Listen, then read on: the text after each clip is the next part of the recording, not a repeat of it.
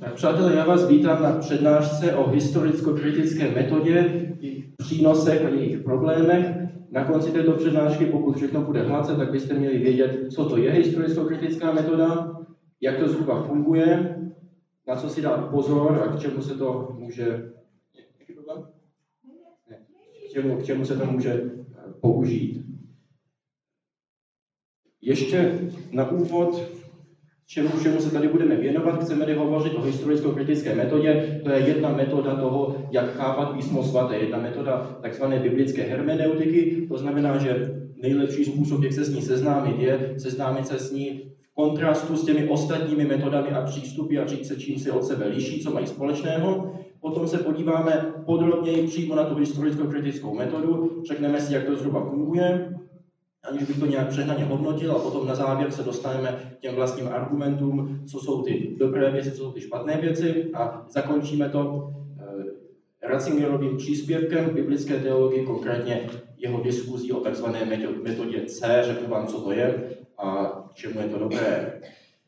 K tomu budu tady často používat to slovo biblická hermeneutika, abyste se toho slova neděsili. Je to v podstatě způsob, jak se něco interpretuje v kontextu nějakého předporozumění, které ten člověk má. Když si představíte jednoduchý příklad, představte si žárlivého manžela versus normálního manžela v situaci, že manželka si koupí nové šaty. Jak to bude interpretovat žárlivý manžel? No tak, že mu zabíhá s někým jiným, protože takhle interpretuje všechno, co ta manželka udělá. Jak to bude interpretovat normální manžel? Nijak, protože si toho nevšimne, protože ideální jádra jeho mozku mu říkají, že to není důležité a že musí řešit, proč auto nestartuje a něco má manželka na sobě.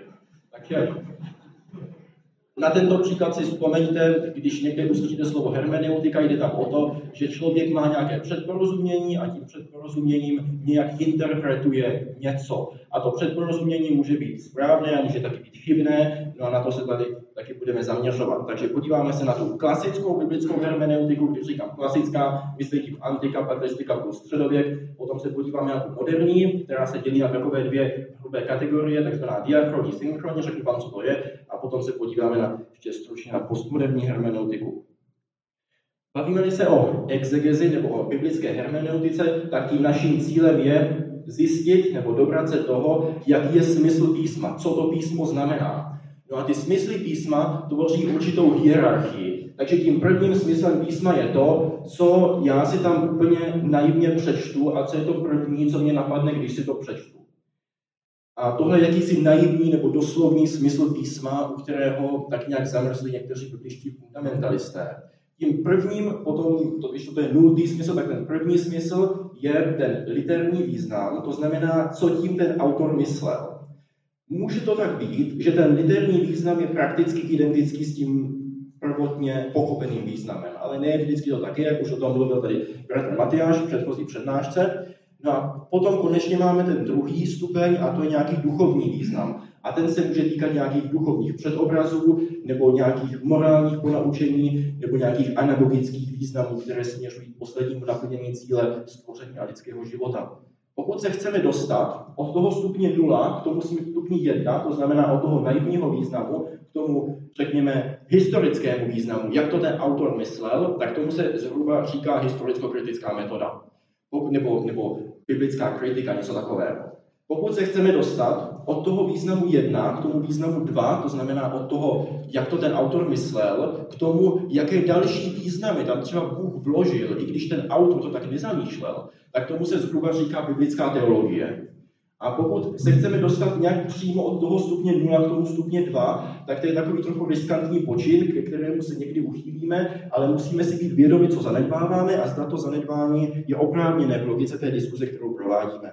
Je tady nějaká vizualizace, na které si můžete představit ty jednotlivé významy písma v kontextu biblických dějin. Vlastně máme tady scénu ukřižování, máme tady jakousi historickou realitu, vidíte, že ten kříž je zasazen do té Golgoty, no a z jedné strany, z té epištolní strany vidíme tu synagogu, která reprezentuje typologický smysl písma, z té evangelní strany vidíme reprezentaci církve, která reprezentuje morální smysl písma, no a směrem vzhůru bychom viděli Boha Otce, Ducha Svatého, eschaton, kde bychom mohli spatřit právě ten anagogický smysl písma, takže až se potom třeba vrátíte k té nahrávce, můžete si udělat nějaké rozjímání o smyslech písma podle tady této vizualizace.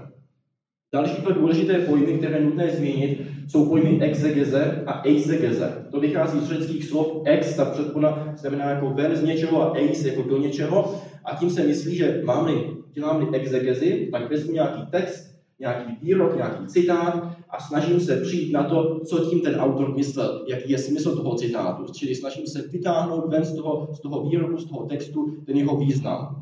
Pokud dělám exegezi, tak ten směr toho výkladu je opačný. To znamená, já mám nějakou ideu, nějakou myšlenku a snažím se najít tu myšlenku v tom textu, který interpretuji.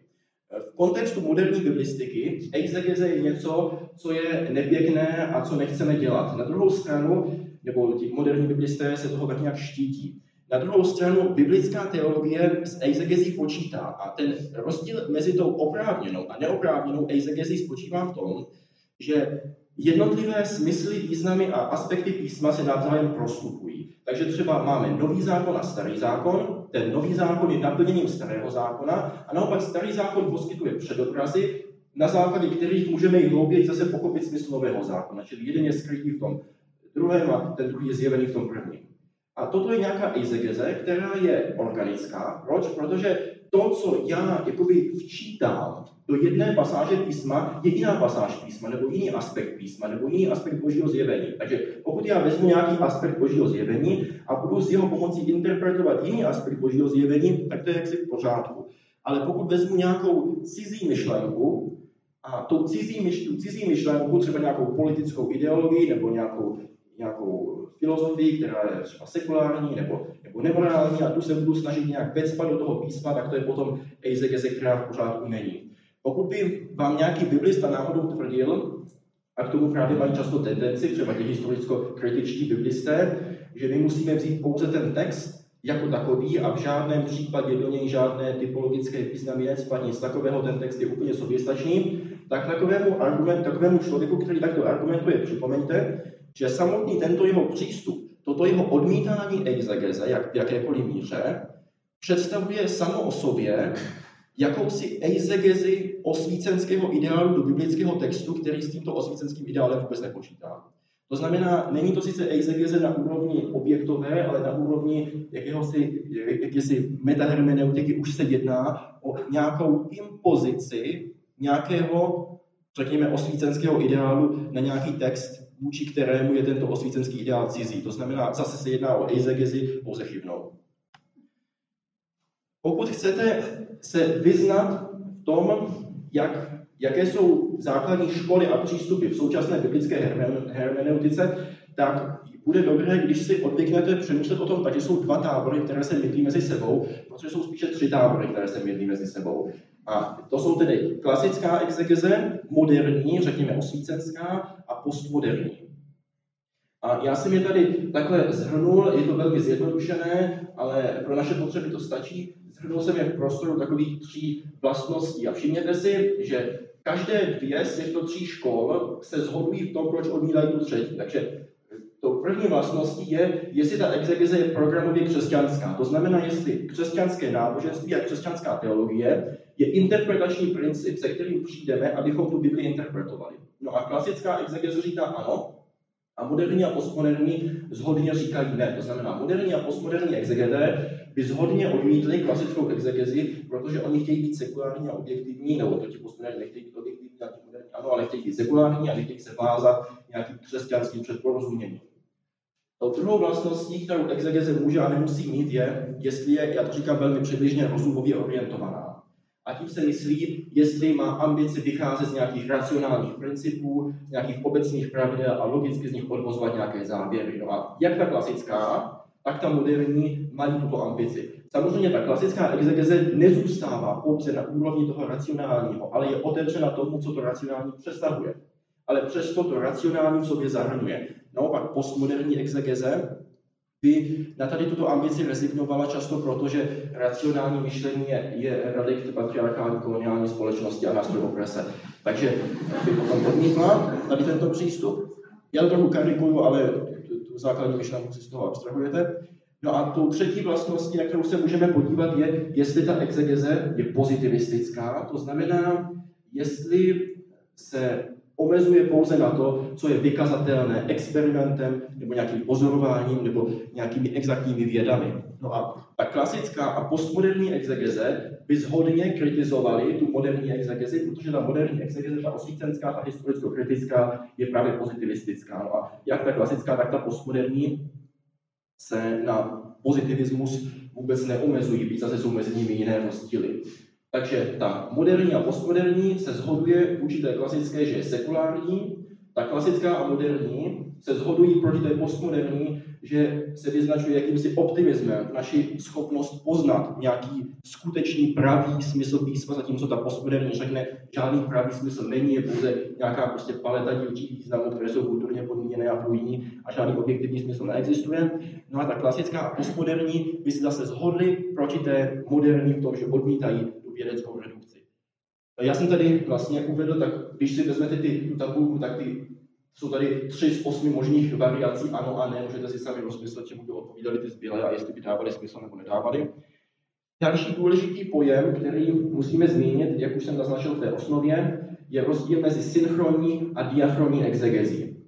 Etymologicky chronos je čas, diachronos jako skrz čas a synchronos jako v jednom okamžiku. Takže pokud se bavíme o diachronní exegezi, tak nás zajímá, jak se vyvíjí ten biblický text, jak se vyvíjí jeho význam, čili budeme hledat nějakou historii toho biblického textu a s tím vlastně spadá ta historicko-kritická metoda. Čili pro potřeby naší přednášky historicko-kritická metoda je to též jako diachronní exegeze, pro potřeby naší přednášky.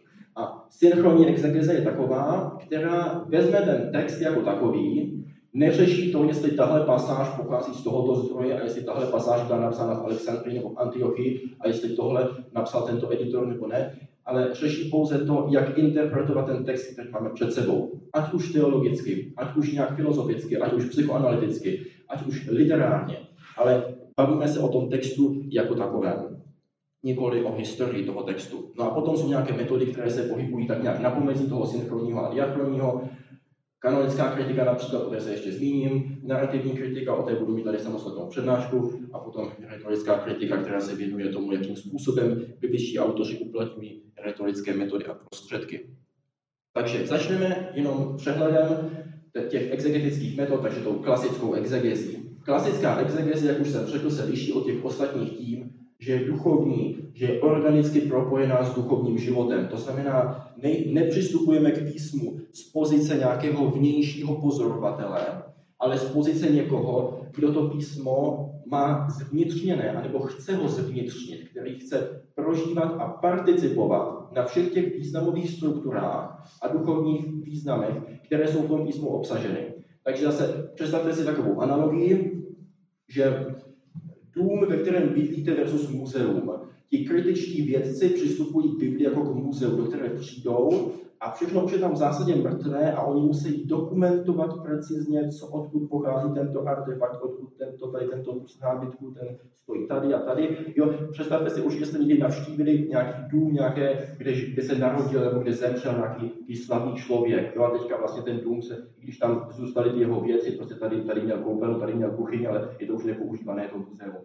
No ale ta klasická exegeze by tohle naprosto odmítla a řekla by, to písmo to není muzeum, to je místo, kde máme přebývat, to má být chrám v podstatě, a kde máme žít nadpřirozeným životem a tomu potom odpovídá jakási subjektivita, ale teď, když říkám subjektivita, tak nemyslím, že každý si říká, co chce, ale myslím tím, že v podstatě tím hlavním subjektem Bible a písma je božský logos, protože to je jeho slovo, že to je slovo, které můžeme vysledovat ke Kristu, to znamená, kdo nejlépe poznává Krista, jakožto subjekt písma, tak ten potom nejlépe poznává Bibli, nebo písmo. No a právě třeba i z monastické tradice známe rozjímací metodu Lectio Divina, která tak nějak vystihuje tady tento exegetický ideál. Takže člověk se podřizuje Božímu slovu, Boží slovo není mrtvo na pitevním stole, ale Boží slovo je živoucí realita, se kterou máme komunikovat. No a přitom využíváme také tradici, využíváme duchovní autority a to je zase něco, čím se ta klasická exegeze výrazně odlišuje od té moderní, protože moderní exegeze řekne, duchovní autority dáme do závorky a vrátíme se k textu jako takovému. Toto je pochybný předpoklad k tomu, proč je pochybný, se ještě dostaneme, ale jenom to teď uvádím, že to tak prostě je. Takže, jaké jsou přednosti té klasické exegeze? Je hluboce propojena s duchovním životem, je duchovně plodná, má potenciál transformovat člověka a vést ho ke svatosti. Představuje celostní, nikoli redukcionistický výklad Bible. Je christocentrická a ta Bible je chápána nikoli jako příběh, který patří do minulosti a my ho máme zkoumat z pohledu moderní vědy, ale jako příběh, jehož jsme součástí a který nepatří do žádné historické periody, ale patří především, vychází z věčnosti, která je věčnou přítomností a proto hovoří i k té naší přítomnosti, která existuje jako přítomnost pouze proto, že participujeme věčné přítomnosti. No ale zase jsou nějaké problémy. Jedním z problémů může být určitá subjektivnost výkladu. I když budete číst třeba ty patristické komentáře, tak některé z těch výkladů se vám mohou zdát nepřesvědčivé a třeba i oprávněně nepřesvědčivé, protože oddělit někdy skutečná průplutí Ducha Svatého od nějakých vlastních subjektivních názorů není vždycky jednoduché. Takže je zde riziko subjektivnosti, je zde riziko nějaké faktické chybnosti a riziko odtrženosti od nějaké historické skutečnosti. No, proč vlastně vznikla, pokud jsme měli tuto klasickou exegezi, proč vůbec vznikla nějaká historicko-kritická metoda? No, protože lidé začali klást otázky, začali se šťourat ve věcech typu máme různé manuskripty, jsou mezi nimi rozdíly. Který z nich je ten originál? Kdo napsal tuhle knihu? Kdo napsal tamtu knihu? Jak vyřešit nějaké vzájemné inkonzistence? Co přesně autor myslel, když psal tohle, co to znamenalo v tom původním jazyce, jaký je historický kontext nějaké jiné pasáže? Proč se některé epizody vyskytují vícekrát, jestli to je výsledek nějakého redakčního procesu, nebo jestli to je nějaký narrativní záměr a tak podobně. Když mluvíme o srovnávání klasické a moderní hermeneutiky, musíme si dávat dobrý pozor na to, jakým způsobem my, řekněme, narrativně zarámujeme tady tento přechod od klasického k modernímu. My tomu můžeme říct, a tak se tomu často říká právě v té historicko-kritické literatuře, že přecházíme od něčeho, co je předkritické a předvědecké, k něčemu, co je kritické, co je vědecké a co je objektivní. Když to zformuluju takhle, tak tím implicitně říkám, že zde máme nějaký příběh, nějaký vývoj, osvícení, nějaký rozvoj od nevědomosti k poznání. A to je nějaký pozitivní pohyb. No ale já taky můžu říct, že je to přechod od něčeho, co je celostní, co je duchovní a co je plodné, k něčemu, co je redukcionistické, sekulární, neplodné a profánní. A když to zformuluju takhle, tak tím vyjadřuji jakýsi narrativ úpadku, jakési zapomenutí a touhy po znovu nalezení nějaké ztracené tradice. A teďka jde o to, že my zde máme jakýsi faktický rozměr nějaké kritiky něčeho, co se nám líbí nebo nelíbí, a máme nějaké retorické vyjádření té skutečnosti. A toto platí nejenom v kontextu biblické kritiky, ale i obecně, že my si musíme dávat pozor na to, jaký je směr kauzality mezi tím naším objektivním poznáním, tak nějak objektivním, a mezi tím hodnotovým nábojem toho vyjádření. Protože pokud stává se, že lidé používají nějaká hodnotově zabarvená slova a potom z toho, že je používají, usoudí implicitně, že ta skutečnost má tu objektivní hodnotu, která odpovídá tomu náboji těch slov, která používají.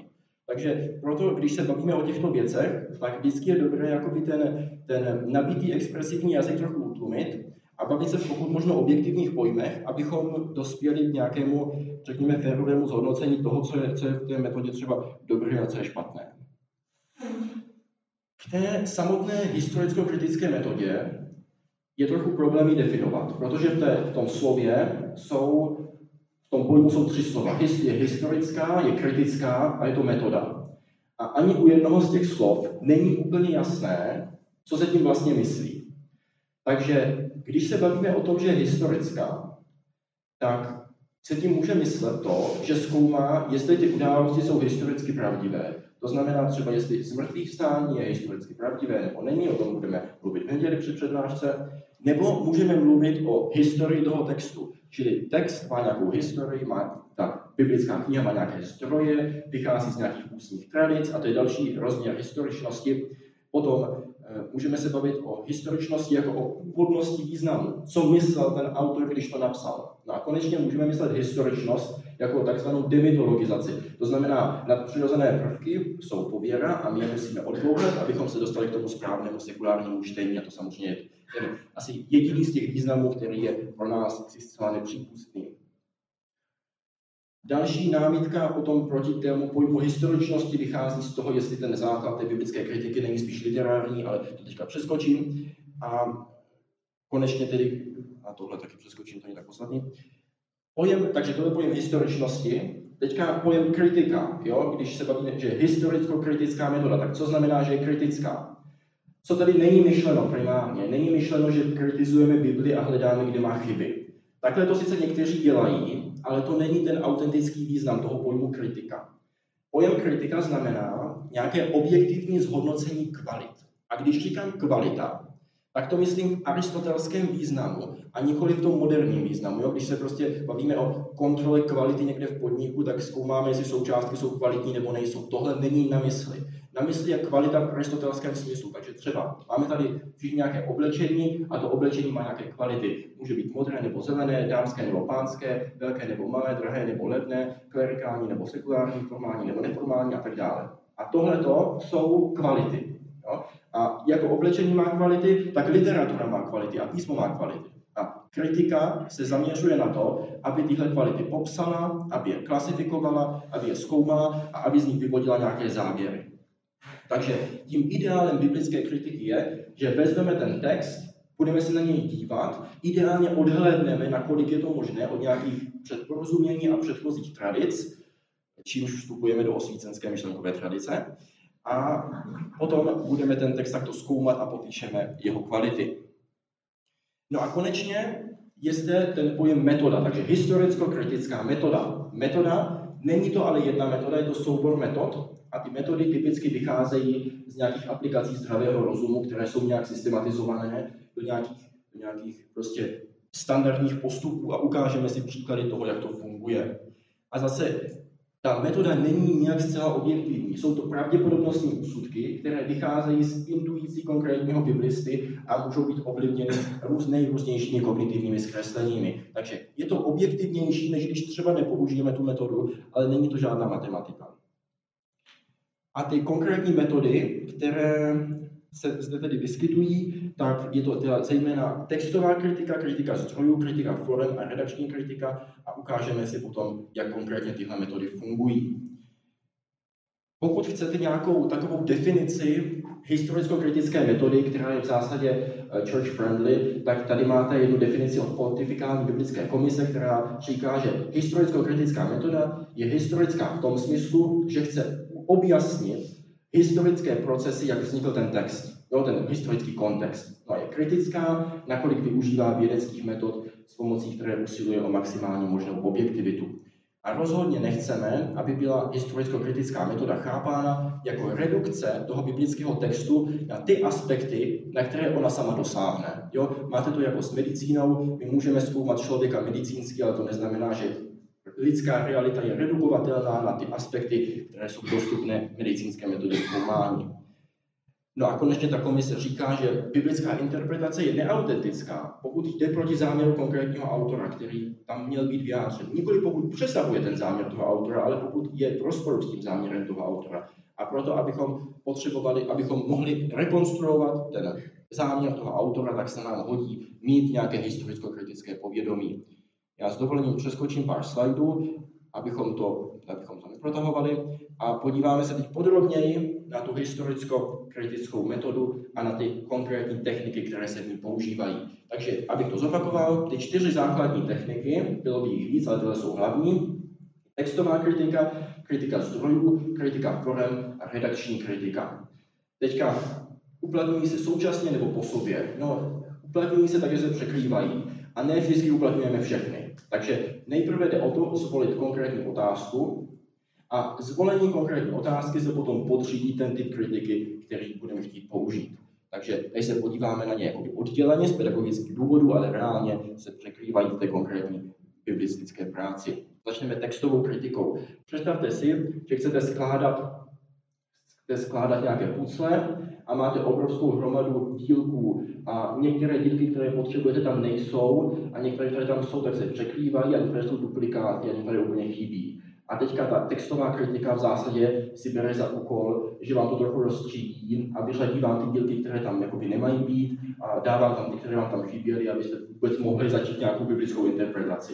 Takže je to metoda rekonstrukce něčeho, čemu oni říkají původní nebo autentický text, který potom se má stát předmětem pro interpretaci. Proč vůbec potřebujeme něco takového? No, protože my nemáme originál Bible, my máme manuskripty, máme kopie a ty kopie mezi sebou mají rozdíly, takzvané textové varianty. Většina z těch rozdílů jsou rozdíly triviální, jsou to synonyma nebo rozdíly v interpunkci nebo pravopisu a žádný z těch rozdílů nemá vliv na žádné křesťanské dogma. Ale přesto ti biblisté chtějí vědět, co teda byla to původní znění toho textu.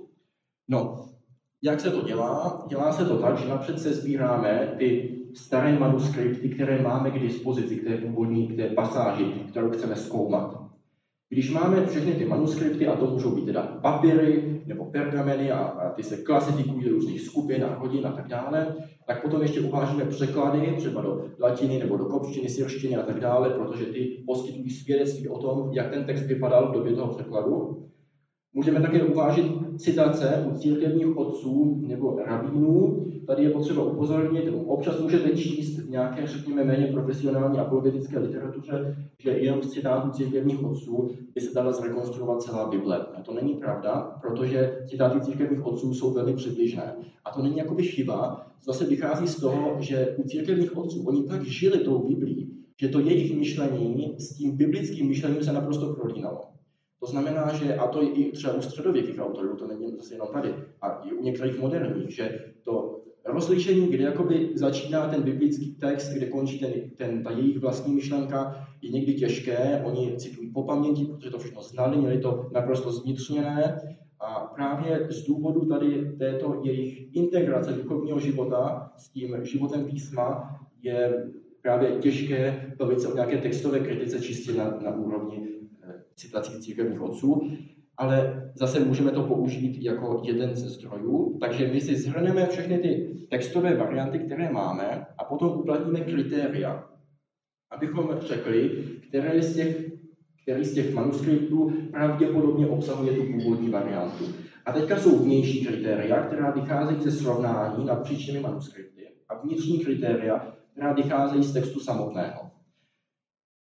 Asi první, co by vás napadlo, je, že prostě budeme hlasovat, každý manuskript dostane jeden hlas a potom, kdo má nejvíc hlasů, tak ta textová varianta vyhrává. Tohle to nebude úplně fungovat, protože představte si, že úplně na začátku, třeba ve 2. století, máte 5 manuskriptů a první 4 mají jednu variantu a ten 5. má jinou variantu.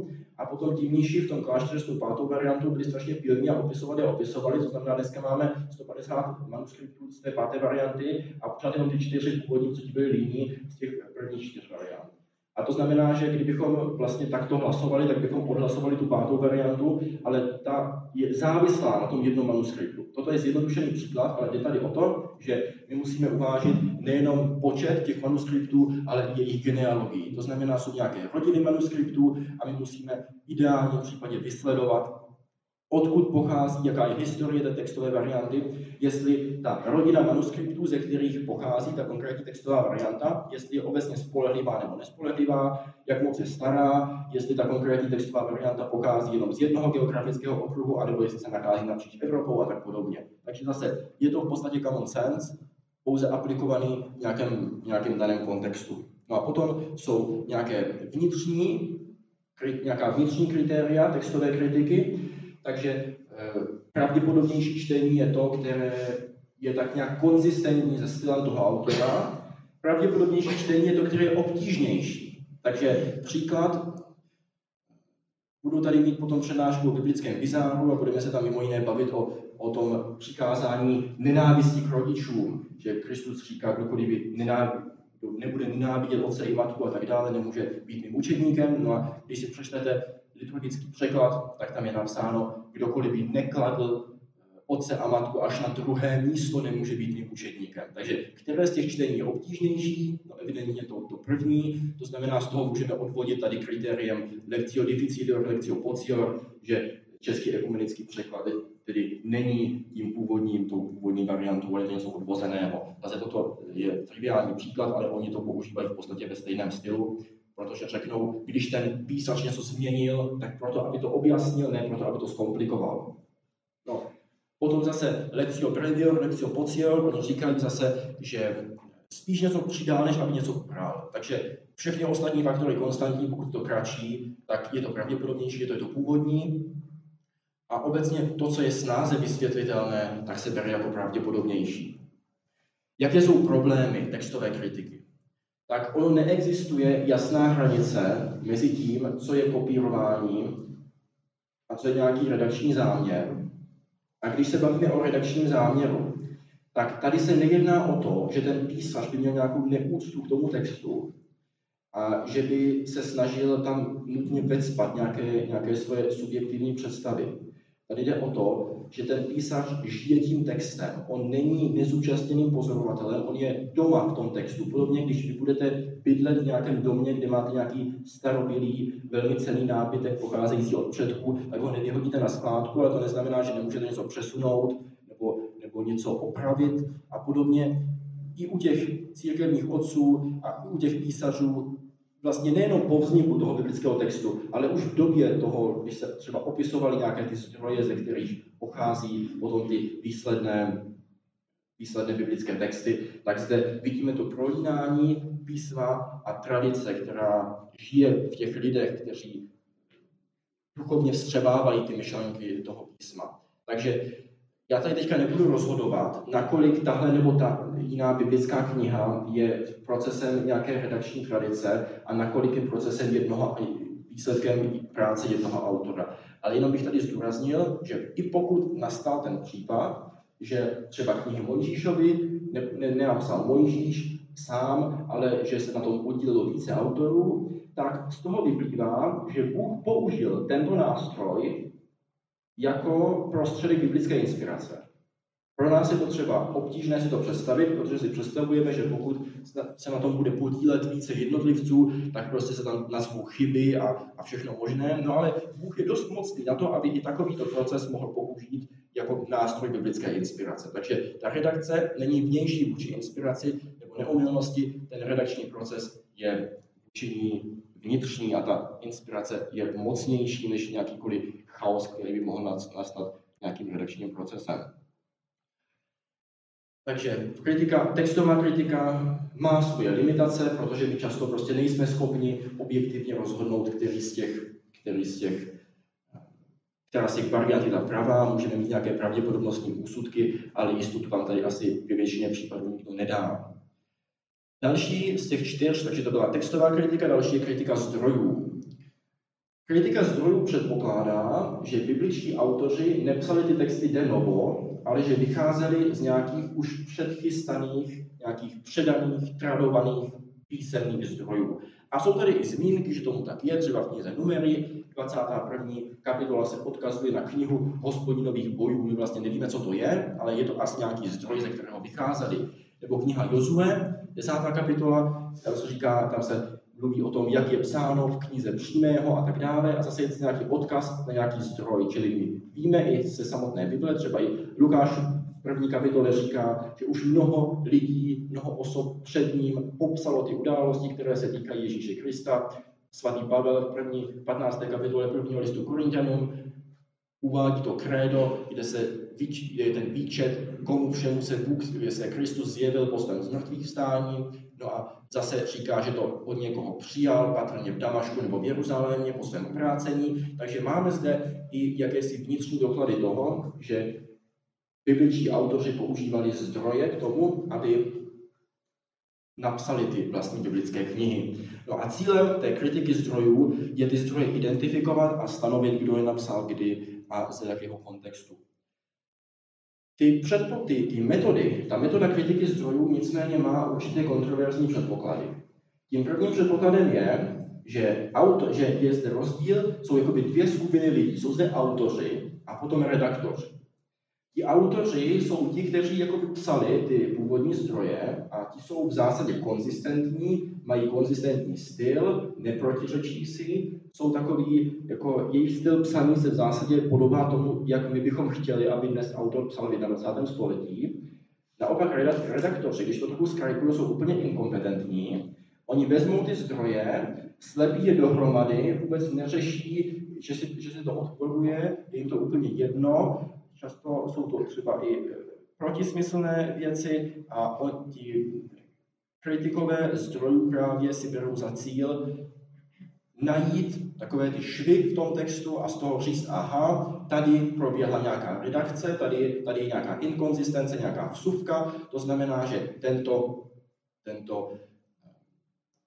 tato pasáž pochází z nějakého jiného zdroje.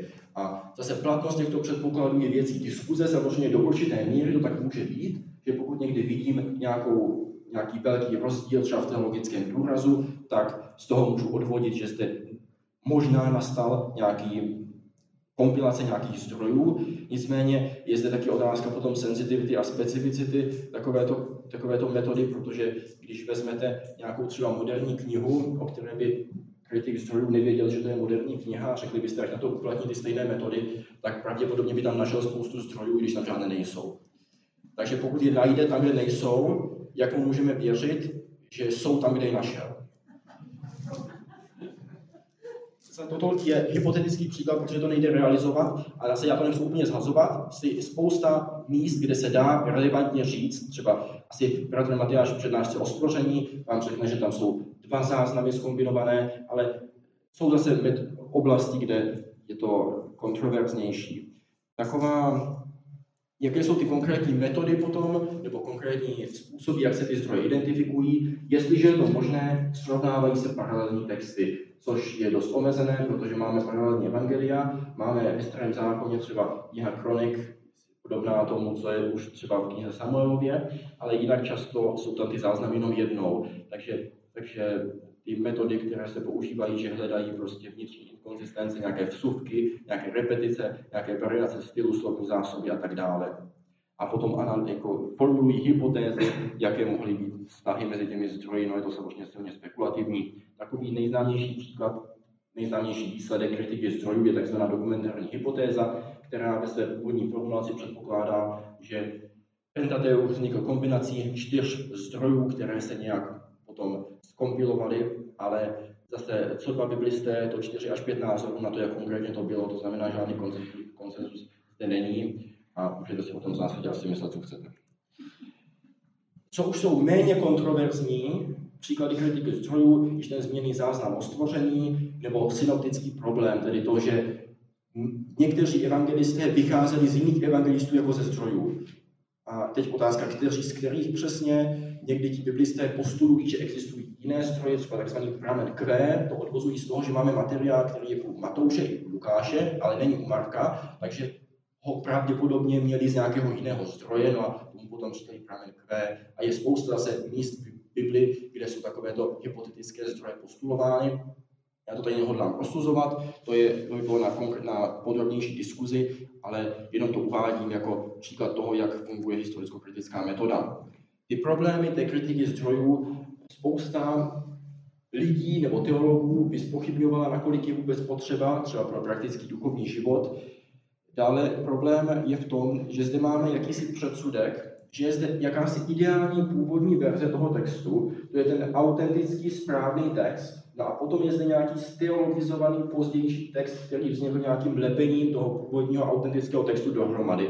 A je zde jakási ta čistá původní verze a potom nějaká ta porušená steologizovaná verze. No a ta kritika zdrojů je potom chápána jako způsob, jak očistit ten text od toho teologického nánosu. No ale tohle to je anachronismus, protože to, čemu oni říkají nebo naznačují teologický nános, to je integrální součást toho způsobu, jak ten text vznikl. To znamená, že tady ta řekněme, interakce mezi tím textem a tou tradicí, to je inherentní vlastnost toho textu a není to něco, co by bylo potřeba nutně opravovat.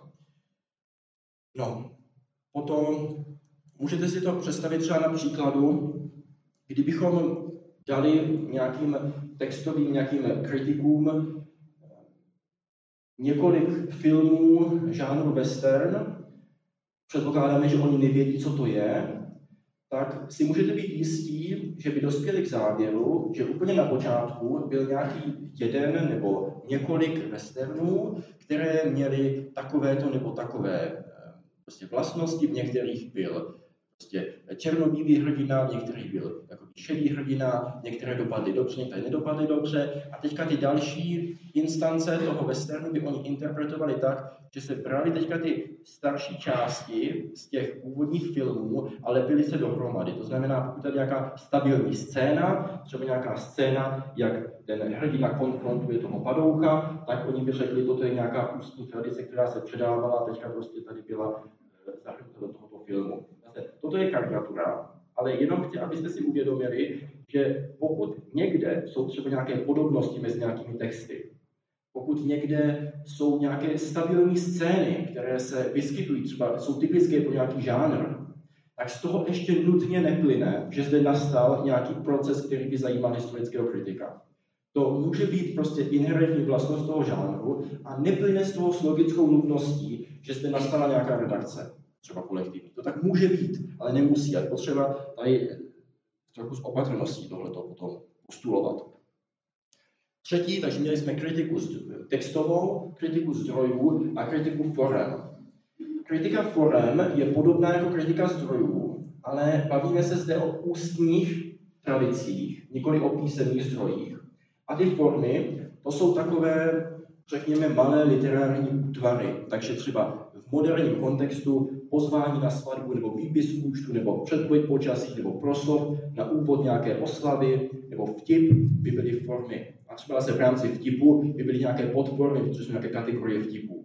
No a podobně třeba v žánrech můžeme identifikovat nějaké charakteristické scény, třeba v detektivce je nalezení mrtvoly nebo odhalení pachatele. A tyhle scény mají nějakou většinou fixní podobu a tohle je něco, co bychom zase mohli označit jako formy. A podobně i v tom biblickém kontextu existují formy, asi ne jako v tom moderním kontextu, ale třeba formy proroctví, nebo přísloví, nebo podobenství, nebo nějakého uzákonění, nějaké poetické útvary, epištoly, vyprávění o zázracích a podobně.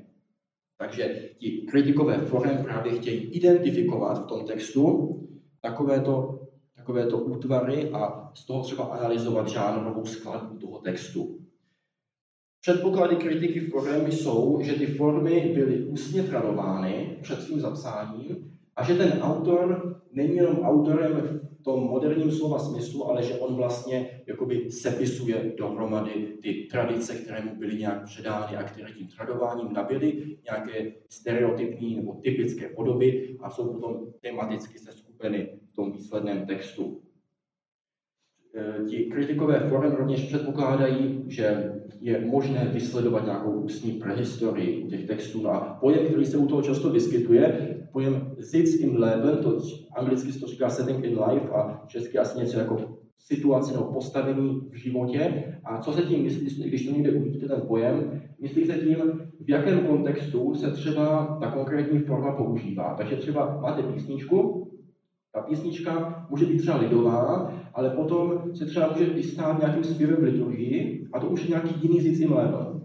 A potom se třeba z ní může stát státní hymna, nebo v nějakém filmu se může vyskytnout a to je zase jiný Sitz im Leben. To znamená, že oni analyzují třeba, že žalmy se vyskytují třeba v liturgickém kontextu a tenhle hymnus se vyskytuje v tomhle kontextu a tomu říkají Sitz im Leben. Tak jenom kdybyste ten pojem potkali, abyste věděli, co to je.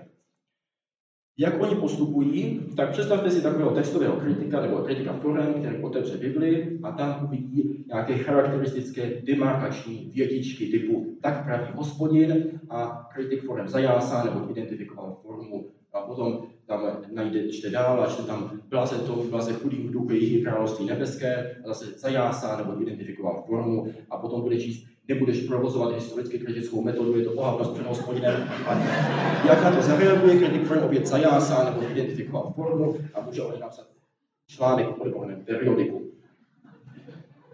Typická narrativní forma má tu podobu, že je krátká, nebude tam moc detailů, obvykle jsou tam dva protagonisté, například Ježíš a farizeové, Ježíš a slepec, kterého uzdravuje a podobně. A k čemu ji můžeme ji použít třeba k žánrové klasifikaci a já o tom ještě budu třeba mluvit podrobněji, až budeme mít tu přednášku o narrativní kritice, takže teďka bych to mě nerozpitvával. Může nám tedy pomoct s nějakou historickou rekonstrukcí, může nám osvětlit, v jakém kontextu se používala nějaká biblická pasáž, nějaká báseň, nějaká píseň a podobně. Problém je v tom, že ta metoda je atomistická, to znamená, že se zaměřuje na jednotlivé, řekněme, formy a trochu zanedbává ten celostní, ten overarching, jakýsi kontext nebo jakýsi, ať už duchovní nebo narrativní rozměr toho textu. A tohle je zase něco, v čem třeba nastává určitý vývoj v posledních letech, že jak jsem tady mluvil o těch synchronních a diachronních metodách, tak kritika forem, to je typický diachronní metoda, nicméně právě v moderní exegezi nastává určitý posun od těch metod diachronních k metod synchronním a ty formy jsou stále zkoumány, ale často právě z toho kontextu jakési synchronní žánrové analýzy, nejenom z kontextu nějaké rekonstrukce té ústní tradice, což často je těžce spekulativní a k definitivním závěrům se stejně těžko dobereme. A tou čtvrtou, takže měli jsme textovou kritiku, měli jsme kritiku zdrojů, kritiku forem a teď máme redakční kritiku. Redakční kritika se zase týká zkoumání toho, jakým způsobem ten finální redaktor dal dohromady ten text a jaké teologické akcenty do něj vtělil. A jakoby rozdíl v určitém myšlenkovém přístupu těch redakčních kritiků od těch takových typických, těch, co jsme mluvili předtím, těch kritiků zdrojů a forem, je takový, že ten redakční kritik se nebude nutně na tu redakci dívat jako na něco, co je cizí vůči původnímu textu. Takže typický historický kritik vám řekne, máme původní historický text a potom máme nějaký teologický nános a ten je jako špatný, s tím pryč. Redakční kritik bude chápat ten, řekněme, teologický rozměr toho textu jako nějakou inherentní součást toho, jak ten text vznikl a jak také má být chápán. Teď to zase zjednodušuju, ale jenom schematicky, abyste měli nějakou představu. Takže ten redakční kritik bude na toho autora nahlížet jako na aktivního spolutvůrce a ne jako na kazi světa. No a jeho cílem je rozplést tu redakci a dostat se k jakémusi, no takhle, cílem té kritiky zdrojů, lomeno forem, je rozplést tu původní redakci a dostat se k původnímu textu, zatímco kritika redakční často má tendenci spíš považovat ten výsledný text za to, co je původní.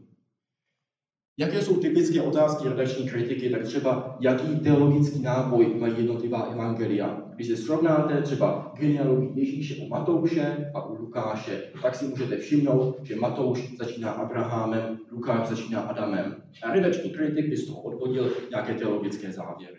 Nebo jaký teologický důraz klade autor na zdroje, které zpracovává, jaká je jeho motivace, proč vlastně svatý Pavel píše tento list, co se tím snaží dosáhnout, co nám ta finální redakce říká o nějakém kulturním, sociálním, náboženském kontextu. Můžeme se bavit christologicky, třeba jaké christologické tituly používá ten autor a co toho plyne, jak se potom snaží třeba vysvětlit osobu nebo osvětlit, vykreslit osobu Ježíše Krista a tak podobně.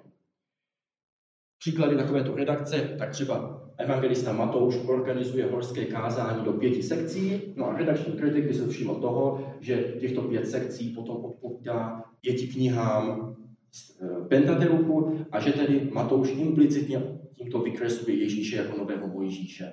Nebo Genesis 1 a 2 může být chápáno jako debata s pohanstvím, ty rozdíly v rodokmenech už jsem zmínil, nebo prolog Janovy evangeliu, který evidentně představuje jakési brýle, skrze které máme potom číst i zbytek toho textu, nebo i třeba z apologetického hlediska, když argumentujeme pro ranou dataci evangelií, tak si můžeme všimnout, že víme, že evangelia byla napsána před skutky a ve skutcích není smrt Petra a Pavla. A řekli bychom, kdo to psal, by pravděpodobně zahrnul smrt Petra a Pavla, kdyby ta nastala už v době, kdy to bylo napsáno, to znamená rok 62 plus minus. To znamená, pokud to tam není, tak to bylo napsáno předtím. Jo? Takže vidíme, že ty metody, historicko-kritické metody, ony můžou být, řekněme, nebezpečné, pokud jsou aplikovány bezhlavě a s nějakým sekulárním předporozuměním. Nicméně i v naprosto autentické katolické teologii my můžeme využívat těchto metod, protože Uvědomme si, že historicko-kritická metoda je ve své podstatě vědecká metoda, která se dá použít korektně nebo nekorektně. Pokud máte nějakou metodu nalezení pravdy a jinou metodu nalezení pravdy, tak pokud jsou to korektní metody, neměly by si protiřečit. To znamená, že pokud nastal nějaký rozpor mezi historicko-kritickou metodou a třeba nějakou biblickou teologií, tak potom je potřeba hledat, kde je ta chyba nemusí být nutně tam, kde se zdá na první pohled. Zase problémy redakční kritiky jsou, kde vlastně končí autorova pasivní recepce textu a začíná modifikace, protože redakční kritik předpokládá, že autor text modifikuje. Autor nicméně může text ponechat beze změny a i ponechání textu beze změny je konkrétní redakční rozhodnutí, a které ten redakční kritik není nějak schopen identifikovat v tom textu většinou. Další věc je, že zde problém Ockemovy břitvy, protože když si vezmete třeba variaci v Ježíšových slovech, kterou redakční kritik interpretuje jako redakci, tak si všimněte, že ta variace je vysvětlitelná čistě na základě variace toho, jak Ježíš mluvil. To znamená, že jestliže postulujeme redakci jakožto novou příčinu, tak vlastně se bavíme o dvou příčinách, které z nich jednu jakoby nepotřebujeme pro to vysvětlení. To znamená, že a priorně bychom měli preferovat jednodušší vysvětlení oproti složitějšímu vysvětlení. Další problém je, že není úplně jasná ta metodologie, je to často intuitivní až subjektivní, výsledky jsou těžko verifikovatelné. No a konečně argument proti redakční kritice je tzv. Paradox neviditelného redaktora, se kterým přišli biblisté protestanční John Barth a N.T. Wright. A ti říkají, no víte, ta redakční kritika, ona říká, že ten redaktor měl soubor zdrojů, spojoval je dohromady, protože ta redakční kritika vychází z kritiky zdrojů, no ale on je spojil do nějakého koherentního a teologicky smysluplného celku. To znamená, ty švy v tom narrativu, které tak pohoršovaly toho kritika zdrojů, vlastně mají teologický význam. Ale pokud to tak je, potom zeslabujeme, čím koherentnější je tento celek, který vznikl tou údajnou redakční kritikou, tak tím slabší je ten argument pro existenci těch původních zdrojů, ze které ale vycházela ta redakční kritika. To znamená, čím úspěšnější bude redakční kritik ve vysvětlení toho, jak geniálně ten redaktor něco zpracoval, tak tím víc si pod sebou řeže větev, protože tím argumentuje de facto proti existenci dílčích zdrojů, ze kterých měla ta údajná redakce vycházet. Takže abych shrnul přínosy historicko-kritické metody. Historicko-kritická metoda vynesla na světlo původní zapomenuté často kultury biblického světa, přispěla k rozvinutí znalostí biblických jazyků, přispěla k posunu v rekonstrukci těch původních biblických textů právě metodou textové kritiky, jak jsem mluvil předtím, identifikovala řadu literárních prostředků a žánrů, vyložila mnoho pasáží v jejich historickém kontextu, přispěla k vyjasnění sporných nebo nejasných pasáží a zmapovala různé linie náboženského kulturního vývoje ve starém Izraeli a rané církvi. Bavíme-li se teď o kritice, naopak historicko-kritické metody, tak je zde takové podobenství, které jsem našel v jedné knížce, přeložil jsem ho do češtiny od teologa Karlose Mesterse a ten právě uvádí takovéto mírně dětinské, ale přesto poučné podobenství o takzvaném domu lidu. A říká, před dávnými časy existoval dům lidu. Byl to dům, ve kterém se lidé cítili jako doma, kde spolu žili, smáli se a tancovali. Jednoho dne přišli pak učenci, kteří se ujali úkolu provést vědeckou analýzu domu. Výsledkem jejich snažení byla proměna domu lidu v muzeum, do kterého se vstupovalo pouze bočním vchodem a tak dále a tak dále. Takže ta základní myšlenka je právě ta, že ti bibličtí kritikové přispěli k tomu, že z Bible se stalo jakési muzeum nebo jakási mrtvola, kterou my historicky exaktně zkoumáme, ale se kterou jsme se odnaučili komunikovat duchovně plodným způsobem. Takže toto jsou ty běžné body kritiky proti historicko-kritické metodě, že je spirituálně neplodná, že je fragmentární, to znamená neuvažuje Bibli jako celek, ale škatulkuje ji do částí a ten dialog mezi těmi částmi není dostatečně akcentován a zkoumán. Že zde dochází ke ztrátě teologického obsahu a že ty výsledky jsou teologicky banální. A pochopitelně, pokud budete na přednášce nějakého historického kritika a on bude 2 hodiny mluvit o tom, jestli tento list apoštola Pavla byl napsán už v roce 55 nebo až v roce 57, tak si logicky budete klást otázku, koho to zajímá. Ztráta důrazu na praxi. V duchovním životě obecně platí, že vadná praxe je plodem vadné kontemplace. Kontemplativní život, aby byl duchovní život vyvážený, tak musí platit, že vztah mezi kontemplativní a činnou složkou je jako mezi příčinou a účinkem. To znamená, pokud zde máme vadu v tom, jak kontemplujeme písmo, potom zde bude i vada v tom, jak to písmo uvádíme do praxe, respektive neuvádíme do praxe. A toto je zase validní kritika, kterou můžeme vznést vůči tomu, jak je historicko-kritická metoda typicky praktikována. Další kritikou je ideologické zkreslení. Historicko-kritická metoda se může stát nástrojem ideologií, ať už je to ideologie sekularismu, ideologie marxismu, ideologie genderismu nebo čehokoliv jiného.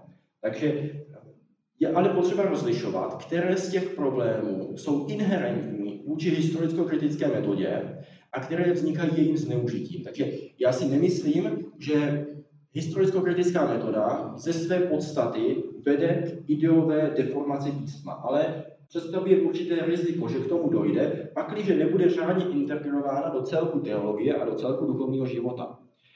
No a všimněte si, že tady tyhle ty kritiky, třeba té duchovní neplodnosti, ty nevycházejí jen z konzervativních kruhů, ale velmi často i třeba z kruhů postmoderních nebo marxistických, protože oni právě touží po jakési akční aplikaci Bible jakožto nástroje revoluce a proto jim vadí, že historicko-kritická metoda je v tom, jak si nepodporuje. Takže to jenom zase, abych připomněl to, že tady nejsou pouze dva tábory, které se spolu mydlí, ale je jich trochu víc těch táborů.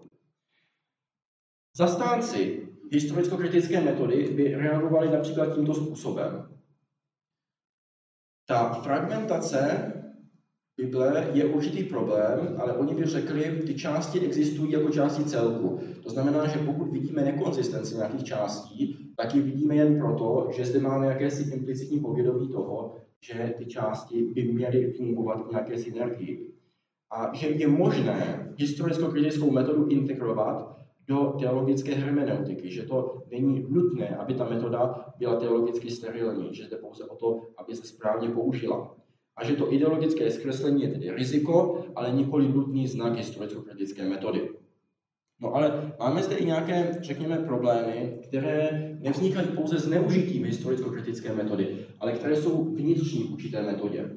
A jedním z nich je tzv. Historicko-kritický paradox, jsem to nazval, a tady jde o to, že co je ideálem historicko-kritické metody?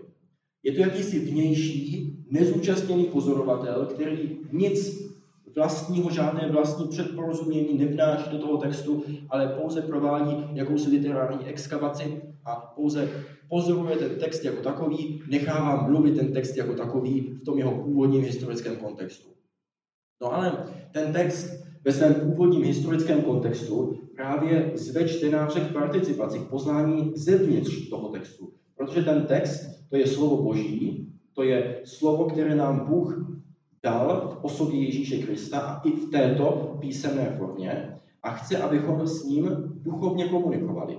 To znamená, že ta agenda historicko-kritické metody se ocitá v rozporu s agendou historicko-kritické metody, protože my chceme pochopit text nezúčastněným vnějším způsobem v jeho původním kontextu, ale pokud to uděláme, tak zjistíme, že ten text nevaliduje tento osvícenský přístup. Takže tady je určité vnitřní pnutí.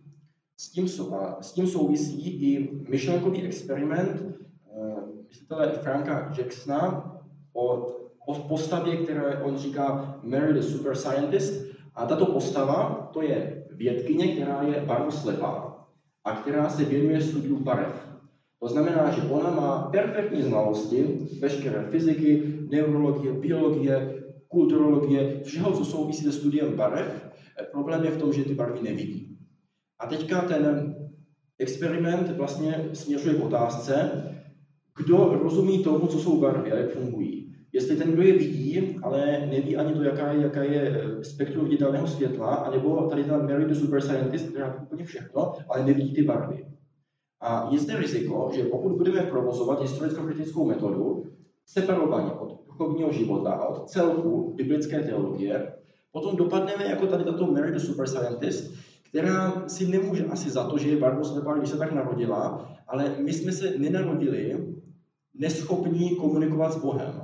Bůh v nás vložil touhu po Bohu, Bůh do nás vložil touhu po poznání Boha a po lásce k Bohu a toto se potom má projevit i skrze studium písma. No a pokud se od této duchovní perspektivy odtrhneme, tak se o dost ochuzujeme. A tím se zase neříká, že historicko-kritická metoda je bezcenná, ale říká se, že její aplikace se má dít právě s ohledem na problémy tohoto druhu.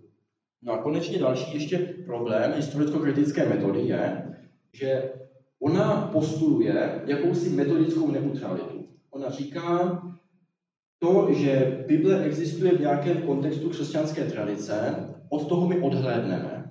A my budeme zkoumat tu Bibli pouze prostředky, které jsou dostupné jakýmsi sekulárním nebo takzvaným objektivním vědám. Problém je v tom, že potom to není teologie.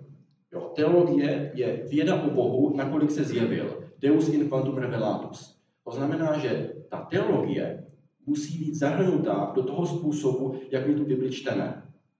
A často se děje to, že bibličtí teologové se třesou jak ratlíci, aby neřekli něco, co jim neorazítkují kritičtí vědci. A to je naprosto chybné.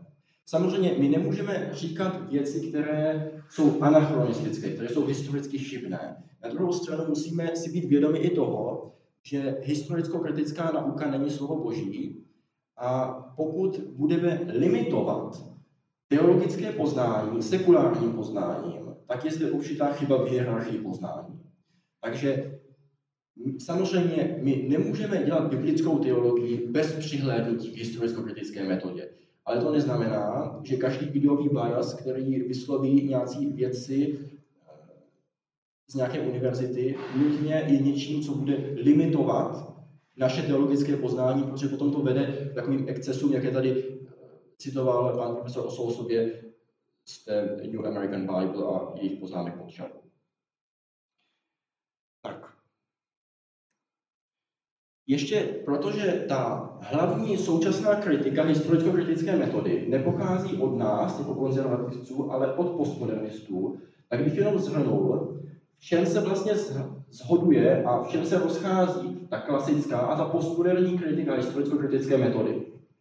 Jak naše kritika, tak ta postmoderní kritika se bude shodovat v tom, že ten text není limitován na svůj historický kontext a záměr. On samozřejmě má ten historický kontext a záměr, ale má nějaké bohatství významů duchovních například a tak trochu si žije vlastním životem a je úkolem čtenáře, aby se na dělení toho textu podílel. A současně to čtenářovo předporozumění je hermeneuticky nevyhnutelné. A teď jde jenom o to, jestli to předporozumění je dobré nebo špatné. A dobré je tehdy, pokud vychází z poznání Boha, no a špatné je tehdy, pokud vychází z nějaké sekulární ideologie. No a to klasické myšlení se ale naopak rozchází od toho postmoderního v tom, že to postmoderní předpokládá, že ten biblický text si opravdu žije vlastním životem, který je nezávislý na čemkoliv, který je subjektivní nebo relativistický a který nemá žádnou jednu konkrétní objektivní nutnou interpretaci. Naopak, my budeme trvat na tom, že biblický text má konkrétní, poslední, definitivní interpretaci a to je Bůh sám, protože je to výraz božského logu. To znamená, ten Bůh sám je tím jediným posledním interpretačním principem, skrze který můžeme to písmo správně chápat. No a jako závěr bych stručně shrnul Ratzingerovu diskuzi, časy 4 slajdy to budou, o biblické hermeneutice. A on právě v roce 1988 proslovil přednášku Biblická interpretace v krizi. A tou krizí on myslí to, že existuje disharmonie mezi historicko-kritickým zkoumáním a teologií nebo vírou církve. A tu přednášku si můžete dohledat na internetu, minimálně v angličtině. A po té přednášce následovala diskuze s asi 20 exegety a biblisty. A z té diskuze právě vykrystalizovaly odlišné názory na to, jak by se měla do budoucna ubírat biblická hermeneutika v rámci katolické církve nebo křesťanství. No a jsou tady takové přístupy. Takže máme tady metodu A metodu B a metodu C. Metoda A, kterou zastával právě v rámci této diskuze, myslím, to byl metodista nebo nějaký protestant, Thomas Oden, který říká, historicko-kritická metoda selhala a my ji musíme odvrhnout a vrátit se k patristické exegezi, což je právě ta metoda A, té klasické exegezi. Naopak, třeba sekulární biblisté by řekli, klasická exegeze je překonaná, musíme dělat pouze historicko-kritickou metodu. Tento názor se tedy v tomto teologickém kontextu nebyl zastoupen, ale mohl by být. No a potom máme metodu B plus A a metodu C. Metoda B plus A je mainstream v současné katolické exegezi. To znamená, oni vám řeknou, my napřed uplatníme historicko-kritickou metodu, ta nám řekne, jaký byl ten původní smysl a význam toho textu. A potom uplatníme biblickou teologii a z těch výsledků, které nám porazítkovala historicko-kritická metoda, my se odvážíme dělat nějakou teologii. A tohle zastává třeba biblista něco takového Raymond Brown. No ale ten Ratzinger, on má ještě jiný přístup a on říká, je potřeba vyvinout metodu C, která zahrne do sebe ty přednosti těch metod A i B, ale současně se vyhne jejich limitacím. Je to jakýsi interdisciplinární přístup, který vychází nejenom z kritiky Bible samotné, ale i z kritiky toho, jak my vlastně děláme tu kritiku. A ten rozdíl mezi těmi metodami B plus A a metodou C spočívá v tom, že B plus A je hybrid. Představte si to trochu jako karteziánský dualismus, že vezmete metodu B, tedy kristickou metodu A, tedy patristickou, spojíte je dohromady. No, tento hybrid bude logicky v sobě obsahovat chyby obou dvou a nebude to úplně ideálně fungovat. A v podstatě, co ten Ratzinger navrhuje, je nespojovat ty metody B plus A na způsob dvou částí, které existují vedle sebe, ale spíše na způsob dvou subordinovaných částí, něco, co je analogické hylomorfismu, tedy že ten teologický pohled se stane formou, která utváří tu historickou materii toho písma a dějin spásy vůbec. Takže nejedná se o hybrid těch A a B, ale jedná se o jakýsi organický celek těch A a B. No a zajímavé je, že většina z těch ostatních názorů, které tam byly zastoupeny, se právě obrací proti tady tomu, protože říká, že historicko-kritická metoda je zcela zavrženíhodná, to znamená, že nemá být nikam integrována, no a nebo říkají, if it ain't broken, don't fix it, to znamená, pokud to funguje, tak to neopravujeme, protože to funguje. Takže je to jakási utopická honba za svatým králem. No ale pokud bychom přesto chtěli, já nemám žádné definitivní řešení samozřejmě, ani myšlenkově, ani časově, takže já jenom načrtnu. Kdybychom chtěli do budoucna nějakou takovou metodu C mít, a jsou k tomu nějaké studie, ale není to rozhodně žádný uzavřený projekt, tak jak by to asi mělo fungovat? Takže za prvé, chceme-li mít nějakou metodu C, která v sobě bude integrovat to dobré i z té historicko-kritické metody, i z té klasické exegeze, tak to musí stavět na víře. Víra musí být součástí této metody. Tím se nemyslí slepá víra, ale tím se myslí to, že křesťanství a duchovní život, a který potom je taky samozřejmě racionálně založený, je součástí toho, jak my to písmo interpretujeme. To znamená, pravdivost křesťanství bude jedním z předpokladů toho, jak chápeme písmo svaté. Samozřejmě ta víra také musí stavět na přirozenosti.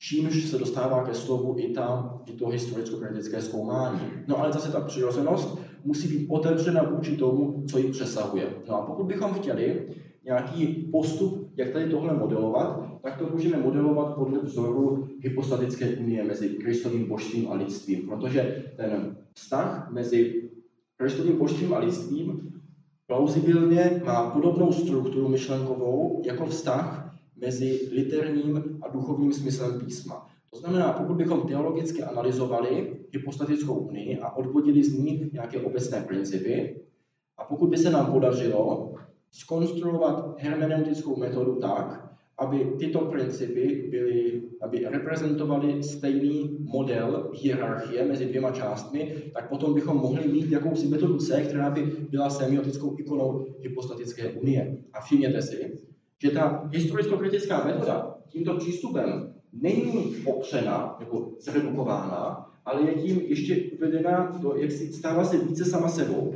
Protože ti historicko-kritičtí vědci říkají, my se musíme vrátit k tomu původnímu textu, k tomu původnímu významu. Ale původ písma je ve věčnosti, ne v konkrétním historickém okamžiku, ale ve věčnosti.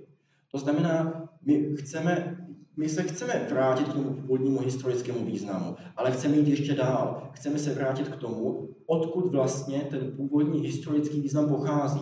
Takže zde máme právě ten vztah mezi tím synchronním, tím textem, který máme nyní, a tím diachronním, tím, jak se ten text vyvíjel. Zase jako analogický vztahu mezi pomíjivým a nepomíjivým okamžikem. My zde máme ten diachronní rozměr, jako jakýsi pomíjivý okamžik, který se vyvíjí, který se posouvá v čase, a máme zde jakýsi synchronní rozměr, který reprezentuje nepomíjivý okamžik, právě tu věčnost. No a zase pokud budeme analyzovat vztahy mezi věčností a přítomností, a potom tuhle analýzu přeložíme do hierarchie mezi synchronním a diachronním, tak zase z toho můžeme odvodit nějaký metodický princip k tomu, jak tu metodu C vytvořit. Takže je tady o integraci dílčích hermeneutik způsobem, že pokud my integrujeme nějakou dílčí hermeneutiku do té metody C, tak chceme, aby se ta metoda po té integraci stala více sama sebou než předtím. A pokud to tak je, potom si můžeme myslet, že jsme ji správně integrovali. No a některé ty elementy, které tam samozřejmě budou asi muset být zahrnuty, na prvním místě duchovní život, nějaká psychologická fenomenologie, symbolismus, narrativní teorie a tak dále, a tím už vás nebudu zatěžovat. Takže tím jsem dospěl k závěru této přednášky, takže řekli jsme si, co to je historicko-kritická metoda, jak to zhruba funguje, jaké jsou její problémy, jaké jsou její přínosy. No a kdybychom chtěli si vzít nějaké ponaučení a vzít to někam dál a nějak to integrovat do celku katolické teologie, tak jaké metodické problémy bychom měli uvážit, nebo jaké postupy, aby se to třeba mohlo podařit. Takže já vám děkuji za pozornost a pokud máte nějaké dotazy, tak máme ještě chvilku na diskuzi.